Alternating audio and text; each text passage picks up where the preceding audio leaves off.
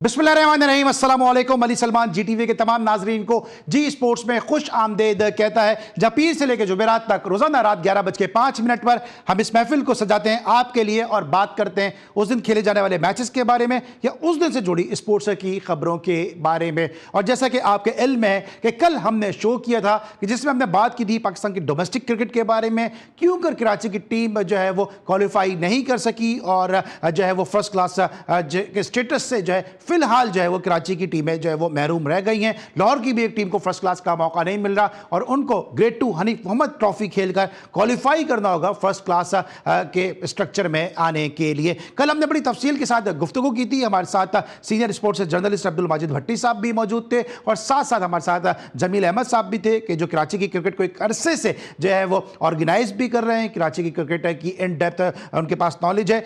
कल हमने मौके पेश किया था कि हमारा मीडिया इस हवाले से क्या सोच रखता है, कराची क्रिकेट ऑर्गेनाइजर इस हवाले से क्या सोच रखते हैं। और हम आज इंतहाई मशकूर हैं डायरेक्टर डोमेस्टिक खुर्रम न्याजी साहब के कि आज हमने पीसीबी का मौक़िफ़ जानने के लिए उनको अपने शो में दावत दी और अपनी गुनागो मसरूफियात में से वक्त निकाला डायरेक्टर डोमेस्टिक खुर्रम न्याजी साहब ने। और हमारे शो में शिरकत के लिए ना सिर्फ उन्होंने हामी भरी बल्कि उन्होंने कहा हमें ओपन फोरम दिया कि जो आपको पूछना है वो पूछिए। हम इंतहाई मशकूर हैं पीसीबी के इस लिहाज से क्योंकि शायद ये पहला मौका होगा कि पीसीबी की जानिब से कोई इस तरह से फ्रंट पे सामने आया और जो वो पॉलिसीज इंप्लीमेंट कर रहे हैं उसको वो डिफेंड भी करेंगे और अवाम को इस हवाले से आगाही और शऊर भी देंगे कि इस वक्त पीसीबी के ऐवानों में डोमेस्टिक क्रिकेट के हवाले से क्या चल रहा है। तो शो में खुश आमदेद कहते हैं खुर्रम अब्दुल्ला न्याजी साहब को और उनसे हम जानेंगे कि जनाब क्या इस वक्त चल रहा है। अस्सलाम वालेकुम न्याजी साहब and welcome to the show.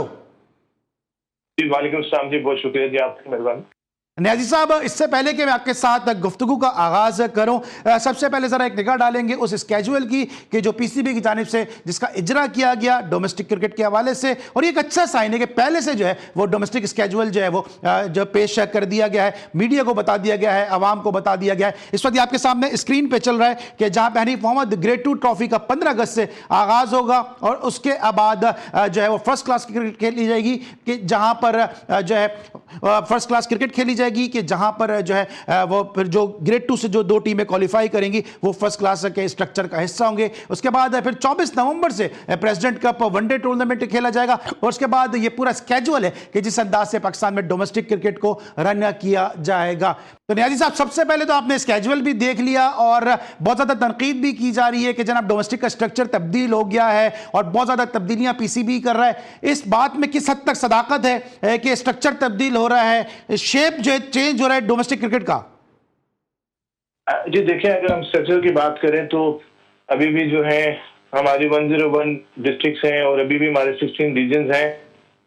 Of course इस हद तक आप जरूर समझ सकते हैं कि जो है खासतौर पे क्रिकेट को मोर कंपटीशन लाने के लिए और विद इन रीजन जो है खासतौर पे जो है कंपटीशन बढ़ाने के लिए जो है बिल्कुल पीसीबी ने प्लान किया है कि जी वो 4-डे क्रिकेट जो है उसको स्प्लिट करेगी 8 टॉप टीमों में और बाकी 10 टीमें जो हैं वो हनीफ मोहम्मद ट्रॉफी खेलेंगी और इस तरीके से जो है विद इन कंपटीशन भी रहेगा। जिस तरीके से डिपार्टमेंट में रेलीगेशन प्रमोशन है इस तरीके से रीजन में भी जब रेलीगेशन प्रमोशन होगी और हम ये देखते हैं कि थोड़ा सा कंपटीशन बढ़ जाएगा ऑफकोर्स और क्रिकेट की बेहतरी होगी।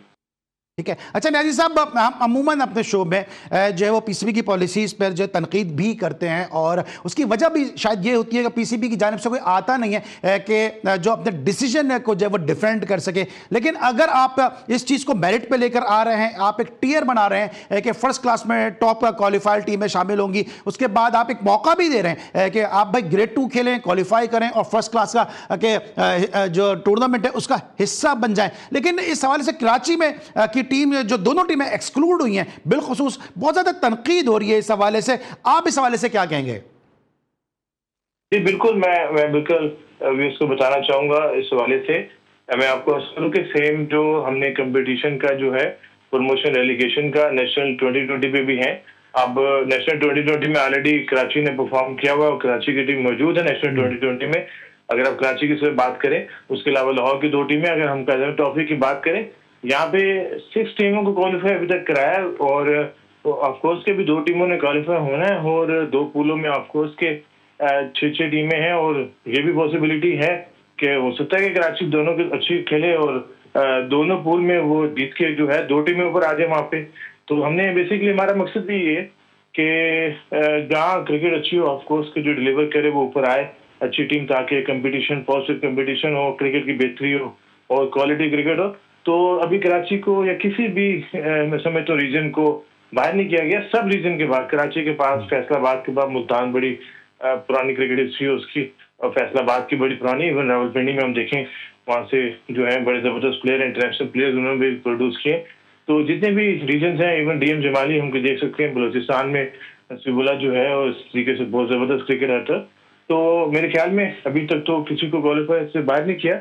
अभी हनीफ मोहम्मद ट्रॉफी में बेहतर परफॉर्म करके जितनी टीमें वो ऊपर आ सकती हैं। ठीक है। अच्छा रियाजी साहब, ये बताया, अभी हमने स्केजुअल भी दिखाया और ये भी कहा जा रहा है कि अभी कराची की टीमें जो है वो बाहर नहीं हुई हैं, अभी ये फाइनल नहीं है, ये हो सकता है ये र्यूमर्स हैं, स्पेकुलेशन है। इस पर ज़रा रोशनी डालिएगा कि क्या ये र्यूमर्स है, स्पेकुलेशन है कि कराची को जो है फर्स्ट क्लास के धारे से बाहर नहीं किया गया, या आप समझते हैं कि चीज़ें जो है वो अब कॉन्क्रीट हो चुकी हैं और ग्रेड 2 से ही क्वालिफाई करना पड़ेगा?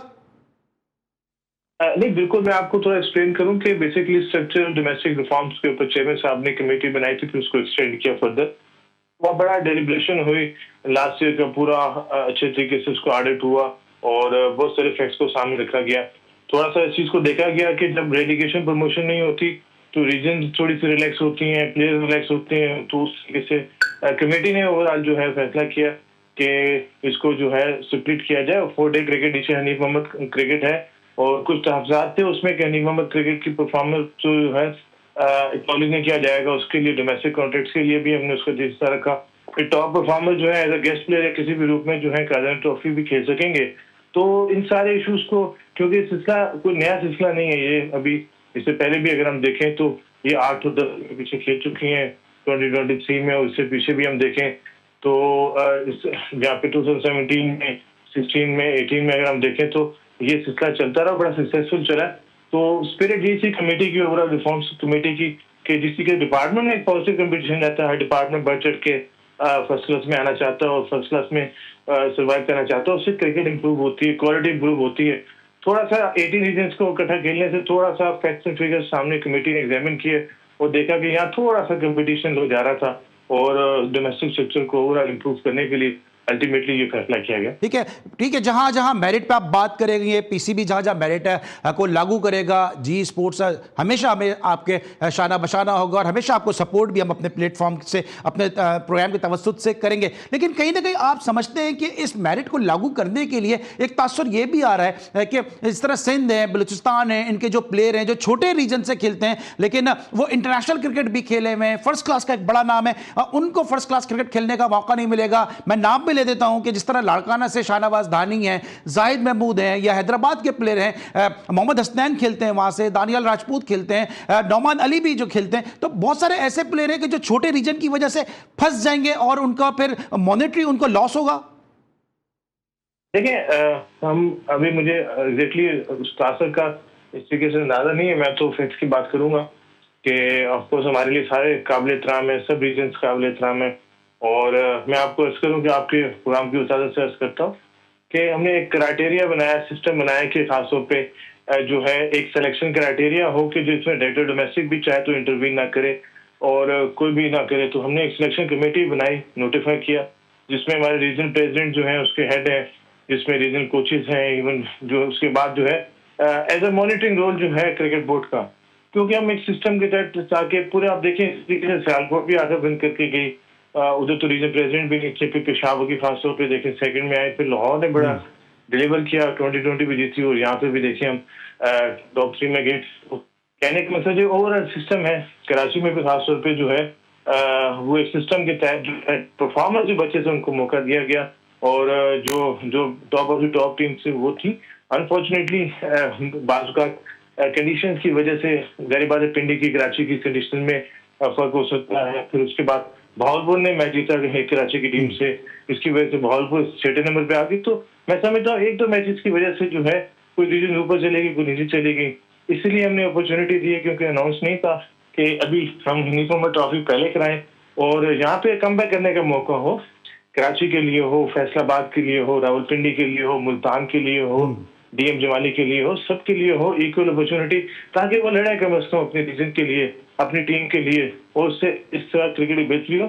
तो जो भी इम्प्रेशन है या एक तासर है, मैं समझता हूँ कि सिलेक्शन से वो मैं आपको 100% इस बात में श्योरिटी देता हूँ कि हमने सिर्फ हमारा काम है इंश्योर कराना, बोर्ड कोई टीम सेलेक्ट नहीं करा, हमारे ये सिलेक्शन कमेटीज जो है रीजनल लेवल पे, डिस्ट्रिक्ट लेवल पे, वो सिलेक्ट करी। हाँ, बोर्ड यार्डस्टिक इनके साथ बैठ के बनाते हैं और परफॉर्मेंस यार्डस्टिक को फिर हम इम्प्लीमेंट करते हैं। और मेरे ख्याल में इसमें थोड़ी सी आप देखेंगे इसके सम्राट जो है आने वाले दिनों में आपको नजर आएंगे कि जी अब आपको कुछ जो है कोई जो है परफॉर्मेंस जो है सिर्फ वही जो है डोमेस्टिक क्रिकेट में आपको लेकिन यानी साहब सवाल मेरा फिर वही है कि ये आपके जो प्लान है, जो आपका विजन है, यकीनी तौर पे अगर ये इंप्लीमेंट हो जाए तो इससे पाकिस्तान क्रिकेट में सुधार आएगा और बतौर स्टेक होल्डर हम सब बड़े खुश होंगे कि पाकिस्तान की क्रिकेट दोबारा जो है वो उरूज की जानिब अपना सफर शुरू कर सके। लेकिन फिर वही बात आ जाती है कि जो छोटे रीजन के प्लेयर हैं, जिनके नाम भी मैंने कुछ आपको गिनवाए, और बहुत सारे ऐसे और प्लेयर होंगे कि जो परफॉर्मेंस देते हैं, जैसे हैदराबाद के मोहम्मद सुलेमान भी इस लिस्ट में आ जाते हैं कि जो परफॉर्मेंस देते हैं और छोटे रीजन की वजह से वो फंस जाते हैं।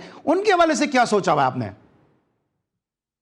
देखें, अब इसको अंडरस्टैंड करें ना, लास्ट ईयर जो सिस्टम जो चल रहा था इसमें ये लूप होल था, जो मीटिंग में बड़ा लेंथी इस पे डिस्कशन हुई। इसीलिए हमने यूनिफॉर्म ट्रॉफीज के जो टॉप परफॉर्मर्स हैं, नॉट फॉर इंडिविजुअल्स बल्कि टॉप परफॉर्मर्स जो अपने बैट के साथ, अपने बॉल के साथ इस टूर्नामेंट में टॉप परफॉर्म करेंगे, तो वो हम पूरे 20 जो है कॉन्ट्रैक्ट्स जो है यूनिफॉर्म ट्रॉफीज पे मिलेंगे। फिर वो एज अ गेस्ट प्लेयर जो है फर्दर रीजन्स को दिए जाएंगे या फर्दर भी हम थ्रू करें।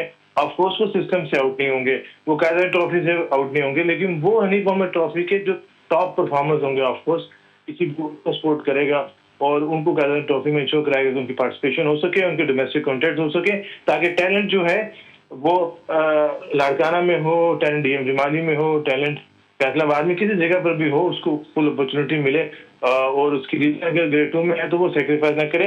ये अब थोड़ा कंपटीशन का फायदा ये है कि कम से कम अब सब रीजन जो है अपने आप को इम्प्रूव करने की कोशिश करेंगे, बेहतर करने की कोशिश करेंगे और ओवरऑल आप देखेंगे क्रिकेट बेहतरी होगी, इंशाल्लाह बेहतरी होगी। और न्याजी साहब, जिस तरह से विजन है, जिस तरह पाकिस्तान क्रिकेट बोर्ड को हम एक दफा फिर इस बात पे प्रेस करेंगे कि फ्रंट पे आके जो है वो आप पाकिस्तान क्रिकेट बोर्ड का मौक़िफ़ पेश कर रहे हैं, वरना इससे पहले हमें यही शिकायत रहती थी कि पाकिस्तान क्रिकेट बोर्ड की जो पॉलिसीज़ हैं उनको कोई बताने वाला नहीं होता है, उनको कोई मीडिया में हाईलाइट करने वाला नहीं होता है, इसीलिए जो है वो कन्फ्यूजन भी फैलता है। और फिर जब हम बात करते हैं और किसी भी का मौक़िफ़ सामने नहीं आता तो फिर जो है वो शायद पीसीबी हम जैसे लोगों को अपना विलन भी समझता है। लेकिन हम इंतहाई मशकूर हैं आपके कि आपने फ्रंट पे आके जो है वो अपनी तमाम तर जो चीजें हैं, अपना मौक़िफ़ जो आवाम के सामने रखा। और जो एक ये सोच आ रही थी कि शायद सिंध के साथ या बलूचिस्तान के साथ कोई ज्यादती हो रही है कि इनको जो सेटअप से दूर रखा जा रहा है, उसका भी कंफ्यूजन जो है वो आपने उसको क्लियर किया। लेकिन अभी आप हमारे साथ मौजूद रहेंगे क्योंकि अभी हमें आपसे बहुत सारी बातें मजीद तय करनी है,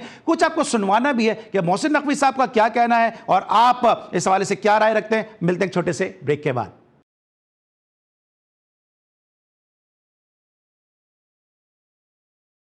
welcome back after the break. और जनाब हमारे साथ खुर्रम न्याजी साहब मौजूद हैं, director domestic Pakistan cricket board, और बहुत सारे अपने जो विजन है, अपनी जो पॉलिसीज हैं उसको जो है वो मीडिया में सामने लेकर आ रहे हैं। लेकिन यहाँ पे न्याजी साहब आप ये कह रहे हैं कि कराची की टीम अभी जो है वो बाहर नहीं हुई है और उसको एक मौका मिलेगा, हनीफ मोहम्मद ट्रॉफी खेलें, क्वालिफाई करें और उसके बाद फिर वो फर्स्ट क्लास टूर्नामेंट का हिस्सा बने, पाकिस्तान का प्रीमियर टूर्नामेंट है कायद-ए-आज़म ट्रॉफी, उसका हिस्सा बने। लेकिन दूसरी जानिब मोहसिन नकवी साहब ने हमारे नुमाइंदे खुसूसी असगर अजीम साहब जो इंतहाई सीनियर स्पोर्ट्स जर्नलिस्ट हैं उनसे गुफ्तगू की है और उसमें उन्होंने कहा है कि कराची जो है वो फर्स्ट क्लास खेलेगा।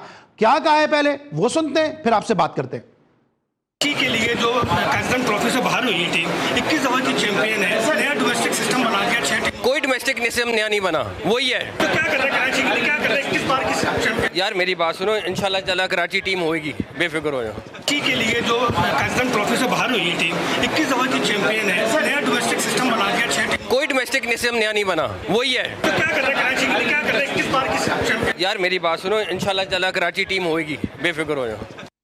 जी खुर्रम न्याजी साहब, आपने भी सुना कि कोई नया डोमेस्टिक स्ट्रक्चर नहीं बना और मोहसिन नकवी साहब ने तो बड़ा मुस्कुराते हुए कहा है कि इंशाल्लाह कराची की टीम होगी। आप क्या कहेंगे इस तमाम तर सूरत हाल पर? जी बिल्कुल, वहाँ पे जो है जहरी बात है, अभी जो सवाल किए गए कराची की टीम के वाले से, बिल्कुल मैं भी दुआ गो की थी कराची की एक नहीं 2 टीमें खेलें ऑफ कोर्स। और लेकिन खेल के जीते ना वहाँ पे हम, उसमें इवन लाहौर हो, कराची हो, या इस्लामाबाद हो, या पेशावर हो, रीजन जो है खेल के जीत के ऊपर है, ना कि हम उसको कोई कोटा सिस्टम मुकर्रर करें। तो ये हमारा मकसद है। आई होप कि इंशाल्लाह कराची की माशाल्लाह बहुत अच्छी क्रिकेट है, मुझे पता है। एक टूर्नामेंट में अनफॉर्चुनेटली अगर दोनों टीमें डिलीवर नहीं कर सकी, लेकिन उन्होंने नेशनल 2020 तो कम से कम परफॉर्म अच्छा किया, और वो खेल रही है। तो अभी इसीलिए इसको ओपन किया गया, और अभी 2 टीमों ने जाना है खेल के इंशाल्लाह। बेस्ट विशेज है मेरी तो पर्सनल कैपेसिटी में, आप समझिए अगर ऑफिशियली तो सबके लिए बेस्ट विशेज है, सब रीजन्स के लिए कि जो अच्छा परफॉर्म करे वो फर्दर दुआ। हर साल रेलीगेशन प्रमोशन चलनी है, तो इसमें परेशान की जरूरत नहीं। और बाकी हमें मोहम्मद ट्रॉफी भी 4 डे क्रिकेट है, उसकी परफॉर्मेंस भी काउंट होगी, तो उसमें भी भरपूर 5 से 6 मैचेस हर टीम को मिल रहे हैं, तो उस पर भी अच्छा खासा जो है मैच फीस भी दी जा रही है, और अल्टीमेटली डोमेस्टिक कॉन्टेक्स्ट में भी वो उनके टॉप परफॉर्मर्स आएंगे।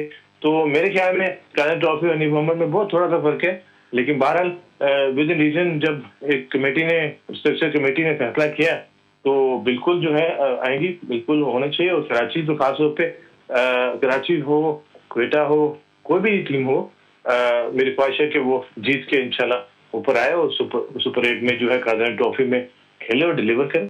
ठीक है, लेकिन खुर्रम नियाज़ी साहब, कहीं ना कहीं कराची में एक तासुर भी उभर रहा है कि जब तक कराची क्रिकेट के करता रहता था, कराची की टीम बनाते थे, कराची की टीम जीतती थी, लेकिन इस मरतबा कराची की दोनों टीमें इसलिए फर्स्ट क्लास से बाहर हुई हैं, कायद-ए-आज़म ट्रॉफी से इसलिए बाहर हुई हैं कि जनाब पीसीबी का इन्फ्लुएंस था। खुर्रम नियाज़ी साहब आ गए, उन्होंने टीम की सिलेक्शन में मुदाखलत की, और हमारी टीमें बाहर हो गई। देखिए, खुर्रम नियाज़ी साहब का तो रोल नहीं, जाहिर बात है मेरा काम टीमें बनाना तो नहीं, डायरेक्टर डोमेस्टिक का। हम तो पूरे पाकिस्तान को देख रहे हैं। अल्टीमेटली एक क्राइटेरिया जो सब प्रेसिडेंट्स के साथ मिलकर तय हुआ, और पूरे पाकिस्तान के लिए वो ऑफ कोर्स उसको इंश्योर करा रहे थे। सिलेक्शन कमेटी में हमारा मॉनिटरिंग का रोल था। हम देख रहे थे कि जो टॉप परफॉर्मर्स है वही खेले। तो आप देखें, ख्वाजा नाफे हो गया, फुआद आलम हो गया, और उसके अलावा आप चांद मसूद देख लें, वो खेले वहाँ पे, सौर शकील खेले, माशाल्लाह की टीम बड़ी जबरदस्ती। जब मीर हमजा जो है वो अनफिट था, अनफॉर्चुनेटली मैं समझता हूँ, वो थोड़ी सी सेमी ट्रैक या वो थोड़ा सा, हमने चैलेंजिंग एनवायरनमेंट जरूर था उसके लिए, चैलेंजिंग एनवायरनमेंट जरूर था। मैं समझता हूँ कि लाड़काना के लिए, कराची के लिए, इवन हैदराबाद के लिए, क्यों विकेट जो है हमने खासतौर पे उसको थोड़ा सा उस पर ग्रास था, थोड़ी सी हार्ड थी, बॉल सेम हो रहा था, तो उस अपने माहौल में एडजस्ट करके परफॉर्म करने की बात थी।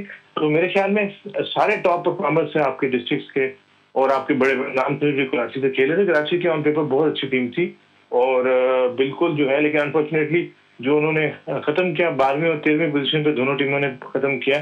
तो उसी तरीके से देखें, वही सिलेक्शन क्राइटेरिया लाहौर के लिए था जिसने तीसरी पोजीशन हासिल की, फिर वही क्राइटेरिया सियालकोट के लिए था ऑफकोर्स, और उसने टॉप किया। पेशावर के लिए भी वही था, सारे रीजन्स के लिए अल्टीमेटली। और बोर्ड का काम भी इंश्योर करे, इस तरह ना हो कि कोई फेवरेटिज्म, कोई नेपोटिज्म, मैं ये नहीं कह रहा कराची में होती है, लेकिन किसी भी रीजन में हो सके, हमारा काम है हम उसको इंश्योर कराएं, ताकि जो है एक सिस्टम की तरह बच्चे ऊपर आए, ना कि किसी रेफरेंसेस पे, नेपोटिज्म पे, या अपने जो है परफॉर्मेंस के बलबूते पे। वो हमारा रोल है, ऑफकोर्स पीसीबी ने रोल अदा किया भी, और वो हम आगे करते भी रहेंगे। इवन अभी जो कादर ट्रॉफी के टॉप 8 टीमें, हम उसको इंश्योर करा रहे होंगे जी। नीचे चैलेंज कप से परफॉर्म किया, इंटर डिस्ट्रिक्ट के टॉप परफॉर्मर्स हैं, वो भी उनके 30 में मौजूद हो, उनके बड़े बड़े नाम भी हो।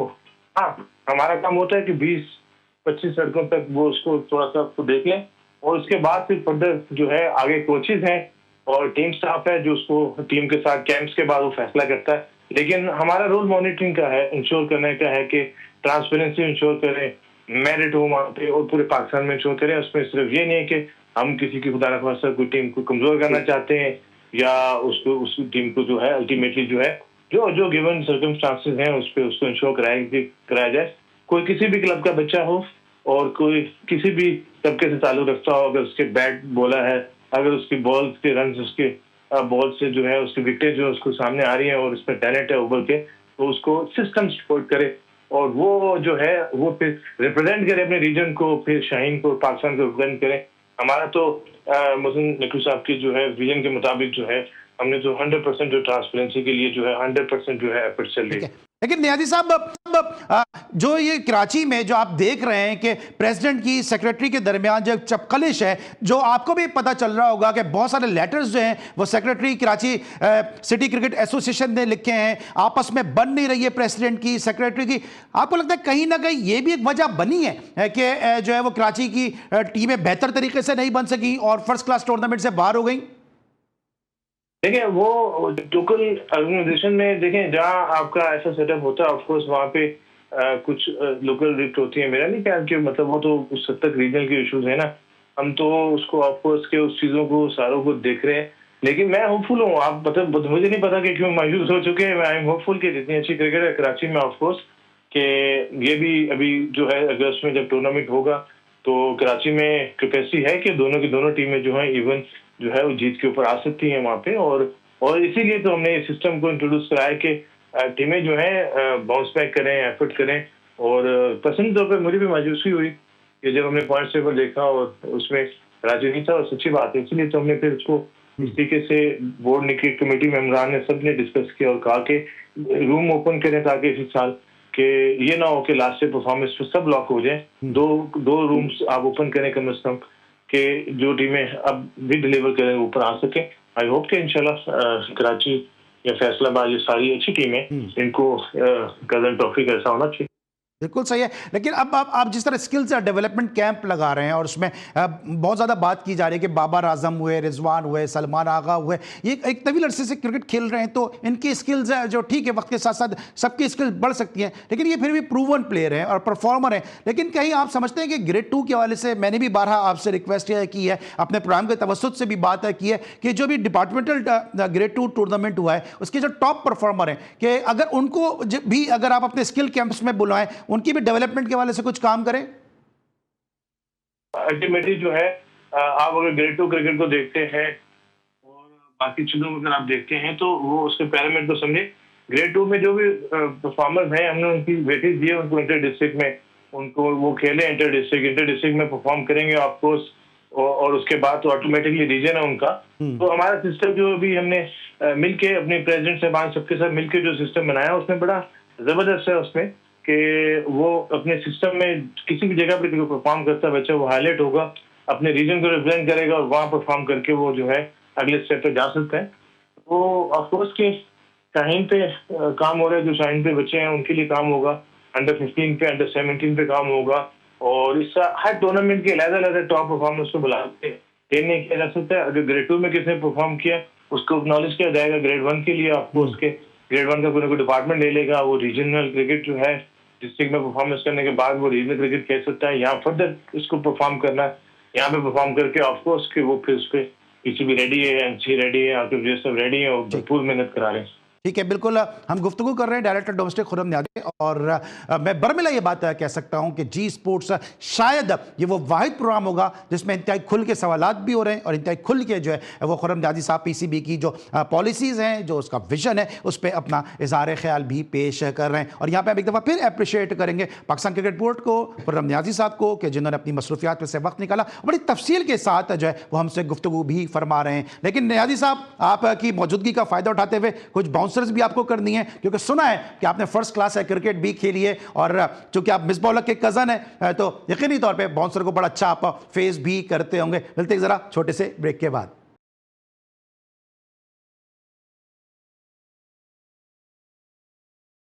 Welcome back after the break, और खुर्रम नियाज़ी साहब हमारे साथ मौजूद हैं, और ये वो बाउंसर है इस वक्त जो मैंने ब्रेक पर जाने से पहले बता दिया था कि मैं अगली गेंद बाउंसर करूंगा। तो नियाज़ी साहब, मुझे उम्मीद है कि आप बड़े ज़बरदस्त बैट्समैन रहे, फर्स्ट क्लास क्रिकेट भी आपने खेली है, तो इन बाउंसर को या तो आप पुल कर देंगे, हुक कर देंगे, डक नहीं करेंगे, ये मुझे पूरा यकीन है। तो नियाज़ी साहब ये बताइएगा कि मिसबाह उल हक का कज़न होना आपके लिए कितना नुकसानदेह है या आपके लिए कितना फ़ायदेमंद है, क्योंकि आप जो भी कुछ करते हैं तो कहा यह जाता है कि आपके पीछे मिसबाह उल हक हैं। जरा इस हवाले से क्लियर करेंगे कि मिसबाह का आपका कज़न होना, फैमिली फ्रेंड होना, उनका साथ होना कितना आपके लिए बेनिफिशियल है या आपके लिए कितना जो है वो नुकसानदेह है?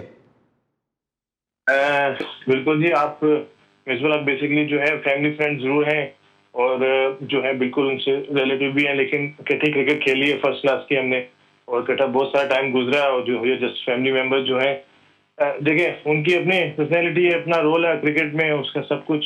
और मेरा अपना प्रोफेशन है क्रिकेट। मैंने 2002 में छोड़ने के बाद 11 फर्स्ट क्लास मैच खेलने के बाद, लाहौर से अंडर-19 ग्रेड 1 खेलने के बाद, pattern trophy grade 2 service district से खेलने के बाद, सारी क्रिकेट अपनी खेलने के बाद जो है 19-20 साल की उम्र में मैंने फिर पढ़ाई की तरफ गया और अल्टीमेटली जो है यहाँ पे खेलने के बाद फिर अभी क्रिकेट एडमिनिस्ट्रेशन में पहले सेंट्रल पंजाब में सीओ 1.5 साल गुजारे और अभी 1 साल 4 महीने इधर हो गए। तो ऑफकोर्स के मेरा अपना एक्सपीरियंस है, अपना प्रोफेशन है और उनका as a head coach, as a Pakistan cricket मैं समझता हूँ कि बड़ी सर्विसेज भी है, काबिल-ए-एहतराम भी है। अब उनसे रिलेशनशिप जो है वो एक प्राइवेट इशू है और जब प्रोफेशनली आप फील्ड में काम करते हैं ऑफकोर्स आपका प्रोफेशन जो है वो उसको देखना पड़ेगा और आपका कंडक्ट और आपका प्रोफेशन में रखना पड़ेगा ऑफकोर्स के वो किस दोस्ती जारी उसमें या रिलेटिव किसी का भी जो है वो इम्पैक्ट नहीं कर सकता मेरे ख्याल में।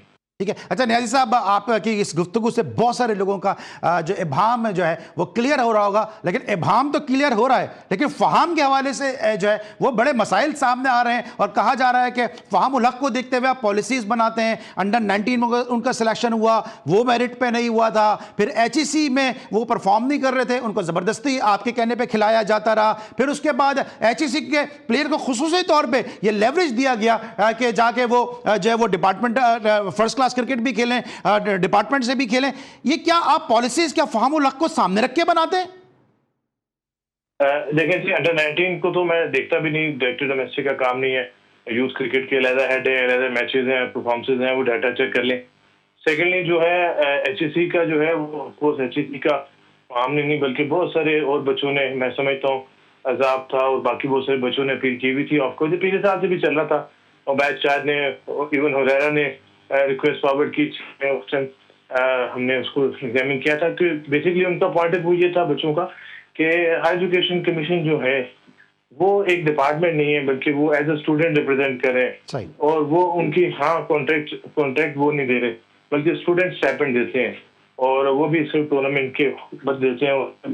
ना उनको 5 स्टार होटलों में कराया जाता है ना उसका कॉन्ट्रैक्ट है। वो एज अ स्टूडेंट रिप्रेजेंट कर रहे हैं किसी ऑर्गेनाइजेशन में, वो ऑर्गेनाइजेशन का फैसला के आपको उसको फिर कोई डिपार्टमेंट खिलाना चाहता है तो कर लें ताकि उनको अर्ली जो है उसको जो है अर्ली जो है उन बच्चों को मिल सके। और देखें ये इंडिविजुअल की बात नहीं है, ये ओवरऑल है, एज ए पॉलिसी बात है ना। अब अगर पॉलिसी कोई भी डिसीजन है तो वो आज किसी को उन बच्चों को फेवर देंगे, अगले साल जो बच्चे होंगे उनको भी फेवर देंगे। ऑफकोर्स HEC में जो भी आप खेलेंगे या पाकिस्तान स्कूल एजुकेशन बोर्ड की कोई टीम ग्रेड 2 में खेलती है उनके लिए भी लॉ होगा, वो वहाँ से ग्रेड 2 खेल सकते हैं और किसी और डिपार्टमेंट, क्योंकि एज ए स्टूडेंट अगर कोई रिप्रेजेंट करता है, मैं खुद भी गवर्नमेंट कॉलेज का कैप्टन रहा हूँ, मुझे उसका रोल का पता है कि HEC जो है वो किस तरीके से उनकी टीम बनती है और एज ए स्टूडेंट आप कॉलेज में पढ़ रहे हैं और खेलते हैं तो उसको मेरे ख्याल में हमारे यहाँ जो है ये गलत नोशन है कि चीज़ों को बच्चों को खास तौर पे लेकिन किसी का भी बच्चा जो हो फॉर एग्जाम्पल उसका कोई ना कोई वालिद तो है, अगर किसी वालिद जो है इंटरनेशनल प्लेयर हम बिला वजह जो है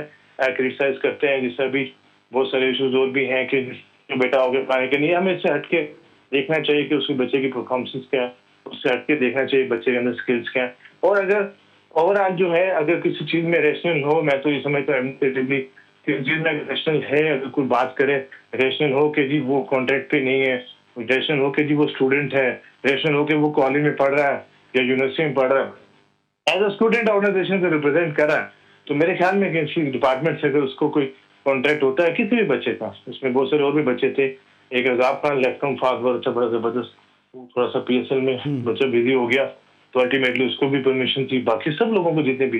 देखिए एज अ पॉलिसी किसी इंडिविजुअल के लिए नहीं होती, कम से कम मैंने तो कभी नहीं सोचा और ना ही ये एक्सपेक्टेशन होनी चाहिए, लेकिन एज अ पॉलिसी अगर ओवरऑल जो है क्रिकेट की बेहतरी के लिए कोई भी हो तो होनी चाहिए। ठीक है, बिल्कुल अपने ख्यालात का इजहार कर रहे हैं खुर्रम नियाज़ी साहब। खुर्रम नियाज़ी साहब, अमूमन जो है हम अपने शोज़ में, जिस तरह मैंने पहले भी कहा कि कोई चूँकि PCB की जानिब से कोई मौक़िफ़ सामने नहीं आता और फिर उनकी पॉलिसीज़ में कोई क्लैरिटी नहीं होती कि कोई अगर स्टेप ले रहे हैं क्यों कर रहे हैं, कोई विजन लेकर आ रहे हैं, तो क्या विजनरी ये पॉलिसी है? लेकिन आप जिस तरह से अपनी तमाम तर चीज़ों को समअप कर रहे हैं, जिस तरह से आवाम के सामने जी स्पोर्ट्स के तवज्जुद से लेकर आ रहे हैं, हम एक दफ़ा फिर आपके इंतहाई ना सिर्फ मशकूर हैं बल्कि साथ साथ पीसीबी को भी हम शुक्रिया अदा करेंगे कि उन्होंने इस इंटरव्यू को हमारे लिए मुमकिन बनाया। लेकिन जो जी स्पोर्ट्स आप फॉलो भी करते होंगे, ये वाहिद शो है शायद पाकिस्तान की स्पोर्ट्स इंडस्ट्री का जो डोमेस्टिक स्पोर्ट्स को इतना ज़्यादा जो है वो कवर भी करता है। हम ग्राउंड पे भी जाके प्रोग्राम करते हैं। तो जी स्पोर्ट्स के इस रोल के हवाले से क्या कहेंगे?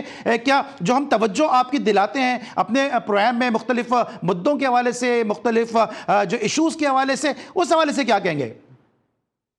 नहीं, मैं समझता हूँ बड़ी पॉजिटिविटी है और मैं तो ये अर्ज करूंगा कि जी देखें, क्रिकेट जो है ना, एज ए स्पोर्ट्समैन मैं खुद भी एक्टिव पिछले 12-13 साल से क्लब क्रिकेट खेलता हूँ लाहौर जिमखाना से, और उससे पहले भी मैं सारी प्रोफेशनल क्रिकेट खेला। क्रिकेट से जो मैंने लर्न किया अब सिविल सर्वेंट होने के बावजूद, वो ये लर्न किया कि ये एक पॉजिटिविटी इंसान के अंदर लेके आती है। आप वीकेंड पे क्रिकेट खेलते हैं तो एक पॉजिटिव आपको पॉजिटिविटी देके आती है। पूरा हफ्ता फिर आप अच्छे तरीके से जो है पॉजिटिव अंदाज से उसको चीज़ों को लेके चलते हैं, फ्यूचर मैटर्स को। तो इसी तरीके से खासतौर पर क्रिकेट कम्युनिटी जो है, जी टीवी हो गया, बाकी स्पोर्ट्स चैनल भी हैं जो क्रिकेट से लोग मुंसलिक हैं और क्रिकेट स्पोर्ट जर्नलिस्ट करते हैं, मेरे ख्याल में उनमें पॉजिटिविटी होना बहुत जरूरी है। और चीज़ों को जो है पॉजिटिव रहना, पॉजिटिव लेके चलना, और ऑफकोर्स पॉजिटिव क्रिटिसिज्म, मैं तो क्रिटिसिज्म को हमेशा पॉजिटिव लेता हूँ कि कोई भी क्रिटिसिज्म है वो आपकी निशानदेही होती है। तो मेरे ख्याल में क्रिटिसिज्म तो अच्छा है, लेकिन पर्सनल जो है क्रिटिसिज्म में खास तौर पे जो है आप उसको एक डोमेन को अगर देख के चलें तो मेरे ख्याल में वो जबरदस्त होता है। उसकी रेशनल को समझे, अंडरस्टैंड करें। तो जीडी में मैंने कभी नहीं कोई ऐसी चीज देखी जहाँ पे कोई पर्सनल अटैक हो, कोई चीजें हो। आपको उसको भी सवालात है, वो हक है, तनकीद हक है, वो होना भी चाहिए। क्रिकेट बेहतर नहीं है, अगर फॉर एग्जाम्पल इम्प्रूव नहीं करी तो तनकीद होनी चाहिए और वो फैक्टर्स को बताना चाहिए ताकि उन फैक्टर्स पे फिर वो निशानदेही हो, उस पर काम हो। तो मेरे ख्याल में बड़ा जबरदस्त आप लोगों का रोल है और इसी तरीके से कीप इट अप। ठीक है, मैं thank you so much. Director Khurram Abdullah Niazi साहब अपने ख्यालात का इजहार कर रहे थे। और नाज़रीन, हमने कोशिश की कि कल का जो हमारा शो था उसमें हमने बात की थी कि जो हमारी स्पोर्ट्स मीडिया इंडस्ट्री है वो इस हवाले से क्या सोच रही है। अब्दुल माजिद भट्टी साहब थे हमारे साथ, जमील अहमद साहब थे कि जो बता रहे थे कि कराची की क्रिकेट में हो क्या रहा है और किस वजह से कराची की क्रिकेट जो इस वक्त क्वालिफाई नहीं कर सकी। और आज सहाफ़ती अक़दार को मद्देनजर रखते हुए आज हमने कोशिश की कि पीसीबी का मौक़िफ़ आपके सामने लेकर आए। अब इससे आप खुद नतीजा अखज़ कर सकते हैं कि जो कराची की टीमों ने क्वालिफाई नहीं किया इसके लिए कौन जिम्मेदार है और कौन इसकी रिस्पॉन्सिबिलिटी लेगा। क्या कराची की दोनों टीमें जो है वो ग्रेड 2 से क्वालिफाई करके फाइनल का क़ायद-ए-आज़म ट्रॉफी खेलने के लिए अहल हो सकेंगी या नहीं? यकीनन ये एक बड़ा सवालिया निशान है और इस पर कराची क्रिकेट के अरबाब इख्तियार को ज़रूर सोचना होगा। और जिस तरह हम क्लेम करते हैं कि हम डोमेस्टिक क्रिकेट को मुसलसल कवर करते हैं, ग्रास रूट स्पोर्ट्स को कवर करते हैं, तो कल का जो हमारा शो होगा वो राशिद लतीफ़ क्रिकेट अकेडमी से होगा कि जहाँ पे स्कूल की तातीलात के दौरान एक कैंप लगाया गया फ्री ऑफ कॉस्ट और वहाँ पे बहुत सारे इंटरनेशनल टेस्ट और फर्स्ट क्लास क्रिकेटर जो हैं वो नौजवान बच्चों को तरबियत दे रहे हैं। तो कल का शो देखना नहीं भूलिएगा क्योंकि कल हम आउटडोर शो लेके आपके लिए हाजिर होंगे। कल तक के लिए अली सलमान को पूरी प्रोडक्शन टीम के साथ इजाज़त दीजिए। अपना बहुत ख्याल रखिए। अल्लाह हाफिज़।